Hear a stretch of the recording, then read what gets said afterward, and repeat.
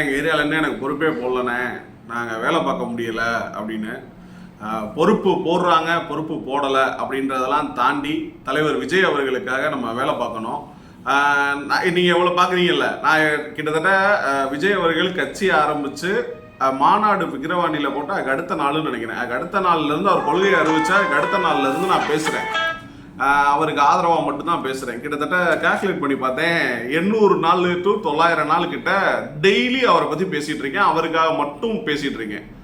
இதுக்கு முன்னாடி நான் நிறைய விளம்பரம் என்னுடைய தொழிலுக்கு நான் பண்ணிட்டு இருந்தேன். கிட்டத்தட்ட இந்த 2.5 வருஷமாக எந்த தொழில் வீடியோவும் போடுறதில்ல, ஒன்லி விஜய் அவர்களுக்காக மட்டும் பேசுகிறேன். கிட்டத்தட்ட 800 நாள்.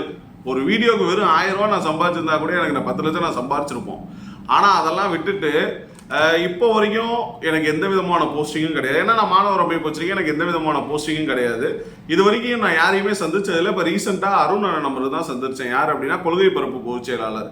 அவர் எம்பிபிஎஸ் முடிச்சுட்டு ஒரு ஐஆர்எஸ் படிச்சுட்டு அப்படி ஒரு மிகப்பெரிய பொசிஷனில் இருக்கவர் மக்களுக்கு சேவை செய்ய வராரு அப்படின்னா அவர் மேலே எனக்கு கொஞ்சம் தனிப்பட்ட பாசம் இருந்தனால அவரை நான் சந்திக்கிறதுக்கு டைம் கேட்டிருந்தேன், கொடுத்தாங்க, நேரடியாக சந்தித்தேன்.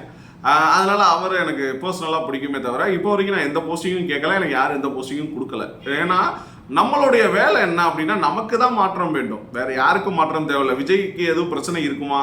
அவருக்கு எந்த பிரச்சனையுமே இல்லை, பணம் இருக்குது, அதிகாரம் இருக்குது, எல்லாமே இருக்குது. ஆனால் அவர் ஏன் அரசியலுக்கு வர்றாருன்னா உங்களுக்காகத்தான். உங்களுக்கு பணம் இல்லை, உங்களுக்கு பிரச்சனை இருக்குது, கலெக்டர் ஆஃபீஸில் பிரச்சனை இருக்குது, எல்லா ஆஃபீஸ்லேயும் உங்களுக்கு பிரச்சனை இருக்குது.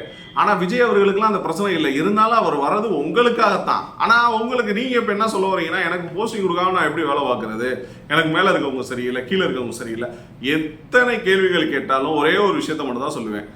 உங்களுக்கு தெரியுற விஷயம் நிச்சயமாக விஜய் அவர்களுக்கும் தெரியும், நிச்சயமாக அது முடிவு எடுப்பாங்க. ஆனால் அது எல்லாத்தையுமே மறந்துடுங்க தயவு செய்து. இன்னும் ரசிகர்கள் மனப்பான்மையில் இருக்காதீங்க. ரசிகர் மன்றம் வேற, அரசியல் இயக்கம் வேற. சிறிய நிர்வாகிகளாக இருந்தாலும் பெரிய நிர்வாகிகளாக இருந்தாலும் எல்லாரையும் அனுசரித்து போங்க. இன்னும் கொஞ்ச நாட்கள் தான் இருக்குது. ஒவ்வொரு ஓட்டும் நமக்கு தேவை. ஏன்னா இங்கிட்டு 10 பேர் நிற்கிறேன், இங்கிட்டு 10 பேர் நிற்கிறேன், நம்ம தன்னந்தனியாக மக்களோட நிற்கிறோம். அப்படி இருக்கிறப்ப எல்லாரும் நமக்கு வேணும், அனுசரித்து எல்லாரும் கூடயும் போகணும் அப்படின்ற எண்ணத்தோட தயவு செய்து செயல்படுங்க.